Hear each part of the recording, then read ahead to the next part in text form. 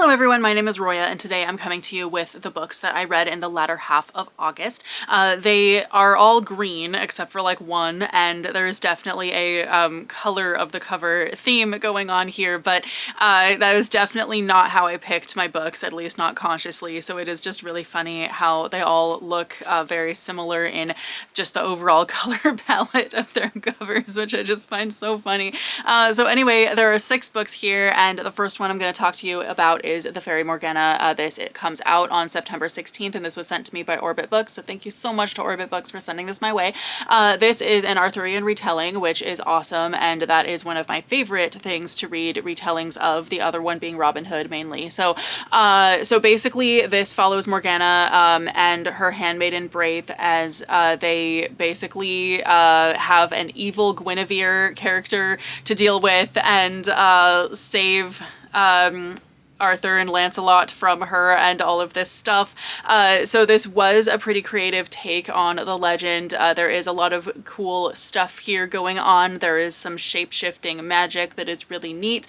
However, I felt like the character depth was not as the depth of the characters was not as much as I wanted, and also the story itself, there was a lot of stuff that happened off page that was pretty significant, all of that. So the story fell a little bit flat compared to what it could have been. I really wanted more out of this book, but ultimately it was a really good read, especially in certain parts of it where they're trying to figure out what the heck is going on. And then there was also some stuff that just wasn't quite explained, and so I was a little bit bummed at the lack of just what we get out of the story, but ultimately in terms of enjoyment it was pretty good in that regard. There were a lot of parts, like I said, that where I could barely put it down, but there were also a lot of parts that were a little bit slow, and I was like, okay, I don't get it here, but behooved. This is about a woman who is a duchess who has to go and marry the king of the neighboring kingdom, and he seems to really hate her, and she accidentally turns him into a horse. So basically, and then obviously while he's a horse by day, man by night, they have to run away to keep bad guys from finding out that he's a horse, and while also kind of stopping people from taking the throne from him and all of that. So I think this book was pretty good. There were reasons, one of my big reasons why I don't typically like books that have a usurper of the throne or someone trying to get a throne back is because we're not really shown anything about why the usurper is that bad for the people and such, but I think we definitely do see some of that in this. We see that the usurper is a bad guy, and also just that he has some pretty bad plans that the people are not going to want and all of that, but I definitely think that that could have been a little bit better as well. I thought that the romance was really, really cute between our two main characters. I thought it was really great, but there were some plot holes with it. For instance, there's at the beginning of the book, because it's an arranged marriage and they don't like each other and they think that each other hate each other too, all of this stuff. But then when they do fall in love, our main character tells her love interest, I wanted you from the first time I saw you, and that's just not true.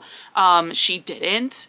So I don't know why she said that as if it were true in this story. So I think there was some stuff in here that probably just didn't really get thought through, didn't really get caught in the editing portion of this, any of that stuff. So there were some things like that. There was also a part where there was some dialogue that was totally just a setup for a joke, and I thought that that was just stupid. It was a setup for like a joke to the reader, not necessarily like to the characters, and the characters don't actually get it, and I thought that was just really dumb and not clever.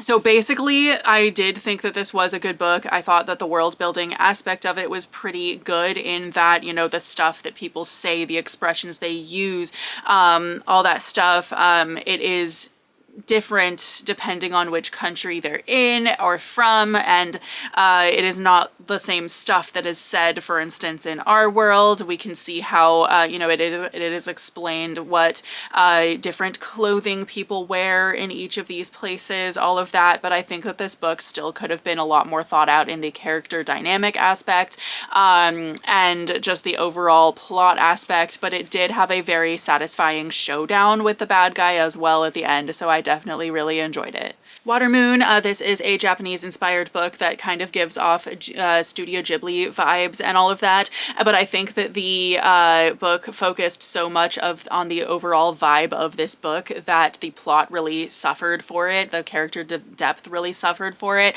So there were definitely parts where I thought, oh my gosh, that could have been so profound and so awesome if we had gotten the character depth to back it up. I thought that there were some really good morals in here about, you know, the choices you make and what happens to you based on the choices you make and all of that. But I thought that so little of what happened really hit home because the characters were pretty flat and just the plot was pretty flat. So you're kind of like, okay, and, you know, and so I really, really wanted to like this book. I thought that it clearly tried. It clearly had a message in here, but it just didn't quite work. Upon a Starlit Tide, this is my favorite read of this half of the month for sure. I almost gave this 5 stars, almost. So this is a kind of Cinderella-esque and Little Mermaid-esque story a little bit where our main character is basically the youngest of 3 sisters, and she was actually a foundling, and so her family is a very prominent family, but she's the like randomly adopted child, and she really wants to go to sea and have a seafaring adventure, and her father is like a trader and stuff, so she totally could, if she had been like a boy or whatever, she totally could have gone and done that, but her father says, no, you have to stay on land, blah, blah, blah, and so this whole thing was really, really good.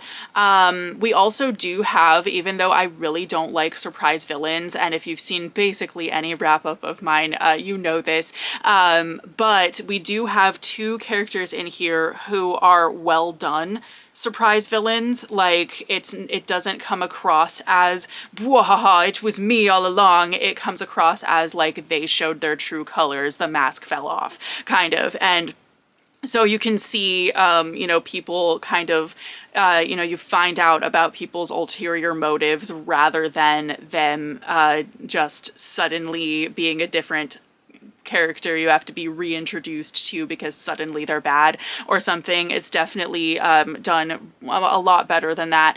The only thing that made me hold back from giving this 5 stars was that there is one part of this, which is the Cinderella-esque part, where she goes, oh no, my dress got ruined. What am I gonna do? I can't go to the ball, blah, blah, blah.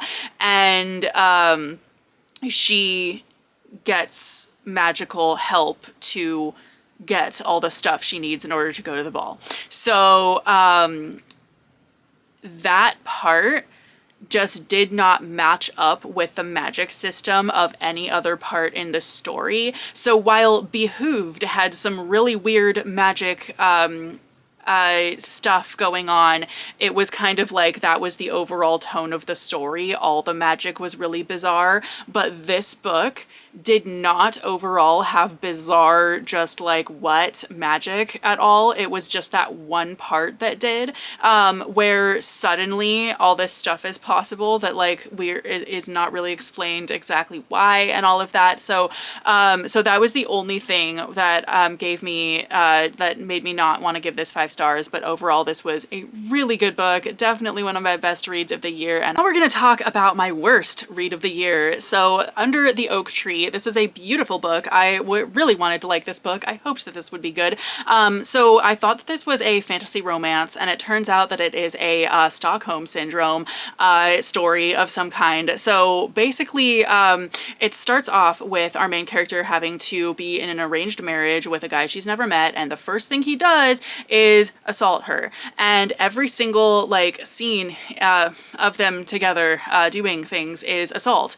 And at first, you know, when I first read that first part of this story, I thought, oh, well, maybe this isn't, you know, a romance like I thought it was. Maybe it's about this character getting out of an abusive marriage or something, because the summary does kind of indicate that she like finds her voice or she finds her worth or whatever. And so I was like, oh, well, maybe it's about her getting out of this abusive marriage. But no, it's not. It is literally about Stockholm Syndrome. She falls in love with this guy, and I'm like, why the fuck? So basically at the beginning of the book, I was wondering why we're getting assault scenes that are written as if they're sex scenes, as if they are meant to be, you know, that detailed and all of that stuff. And I was just like, why? You know, this is really upsetting and really gross. I don't understand.